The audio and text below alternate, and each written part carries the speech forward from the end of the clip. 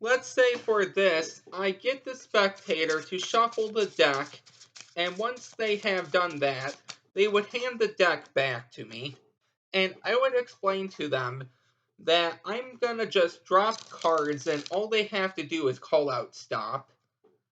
So let's say they call out stop here. I say, okay, this is your selection. Go ahead, look at it, and remember it.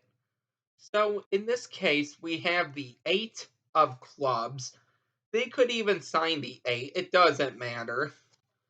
And we're going to take their card, and I want them to place it somewhere in the deck, but I don't want them to place it in all the way. So about halfway in. Let's say they place it in here. And I explain, okay, just to lose your card, we're going to bury it even deeper in the deck. You can push your card in, and just like that, your card should not be on top, but it should be on the bottom, the 8 of clubs. So that is what we are going to learn today. If you would like to learn how to do this, make sure to stick around for the tutorial.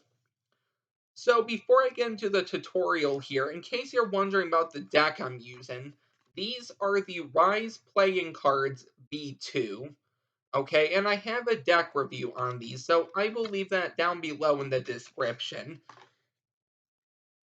Okay, so this is actually a control that, when playing around, I put together.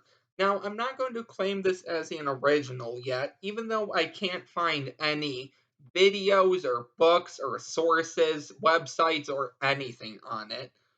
So if you guys actually know if this is out there, please let me know down below in the comment section, and please leave the appropriate book, title, a video, just something so I can update the description and the title of this video. But if I don't get anything, I'll just claim this as an original until I do get it. So this is a nice way to just control the card to the bottom of the deck. Now, I will teach you how you can control the card to the top of the deck if you would like to. So let's get right into this. So a prerequisite before you even attempt this control is the convincing control. You're going to want to be familiar with the handling of the convincing control, but it's going to be a little different. So if you're not familiar with it, I will leave my tutorial down below in the description. And by the way, the dribbling of the deck or the dropping of the cards is optional. You don't need to know that. They could even cut the deck, it doesn't matter. So let's say you're familiar with the convincing control, we can finally start. So, what you're going to do is you're going to have the spectator shuffle the deck, they hand it back to you. You're going to have them either touch a card. Okay, so just touch. I spread through and they just touch one. They could cut to a card, or they could call stop at a card. Personally, I like the dropping of the cards better, just because I think it helps hide the move more, but whatever you feel comfortable with, you can do. I will also leave a tutorial for the dribble down below in the description. So let's say we dribble the cards, they call out stop. Okay, so once they call out stop here, I explain. Okay, this is going to be your card. I want you to look at it and remember it. And before I even say that, notice how my hand is sort of in a straddle grip. So my pinky's on the bottom, my index is on top, my middle and ring is on the side. My thumb is just going to push over the top 2 cards, and this should be easy, because usually you can push over a whole bunch, but you're just going to want 2 in this case. So I just put my thumb down, and I'm just going to start pushing over the top card. Once I can see the second card, I'm going to lower my thumb down even more, and then I'm going to push across. So now you might get 2 cards, or you might even get a third one poking out.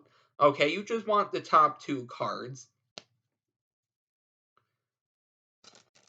Let's say they call out stop here. So I explain, okay, this is going to be your card. Look at it and remember it. And once I push over those two cards, right when I lift my hand, so this is actually going to be where you need to know the convincing control to get the angles right and everything.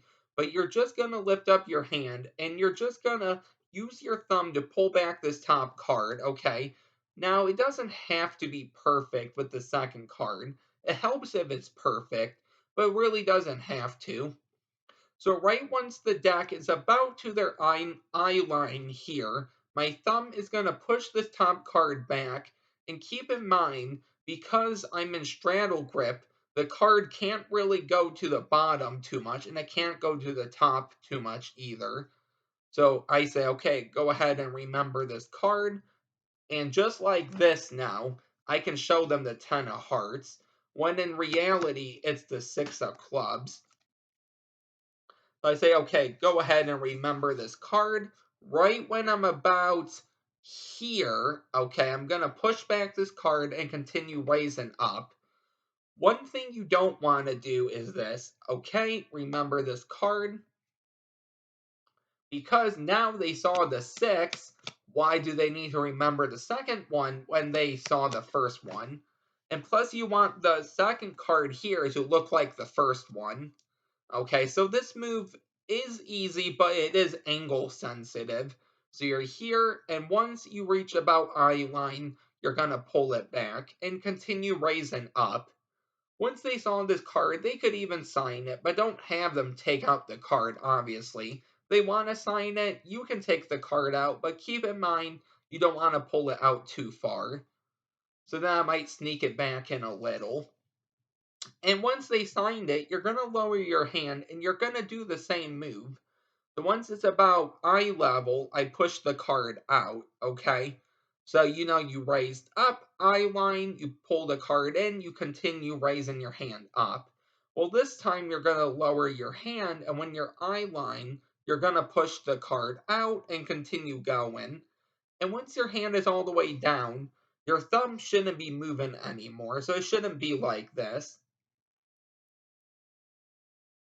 Because then that looks weird. Why are you moving the top card? So when you raise your hand up, you're not moving this card anymore, like this. And once your hand is down, okay, the card should be out like this. So I hope that made sense, but check out the convincing control. And now you're all set. You say, okay, I want you to put this card in this deck, but don't push it in all the way. And keep in mind, though, that these two cards are still out.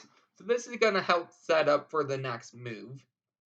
So when you take this card, you're going to put it on top of the deck, and you don't want them to look at it. So you say, okay, I'm going to put this card here. I don't want you to look at it, but I want you to stick it somewhere in this half, but don't push it in all the way. And you could even use the second card to demonstrate to the deck what you want them to do. And while you're doing that, this pinky is going to come right over to the bottom.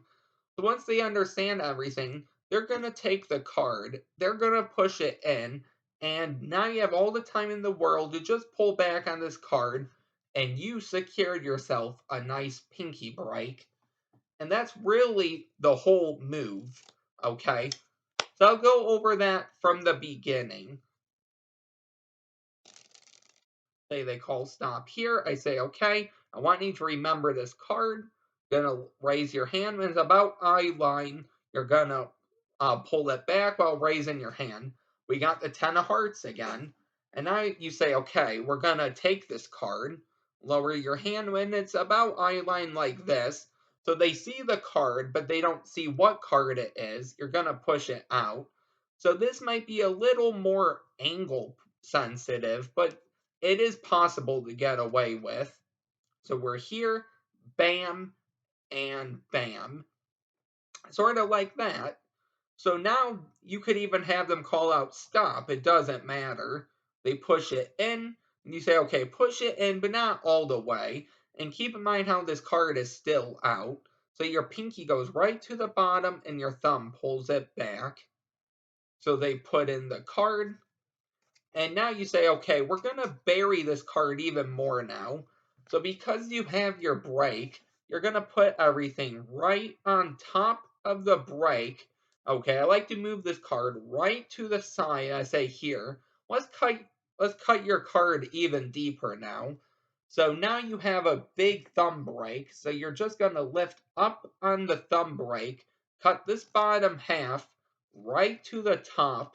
So that's gonna be the double undercut. If you're not familiar with that, I will leave my tutorial down below in the description.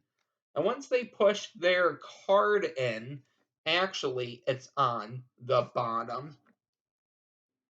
I'll go over that one more time and then I'll show you a way you can control it to the top. Just keep in mind though, for the control to the top, I haven't actually taught before. This is something I'm practicing, but this is just one of plenty of ways you can actually control it.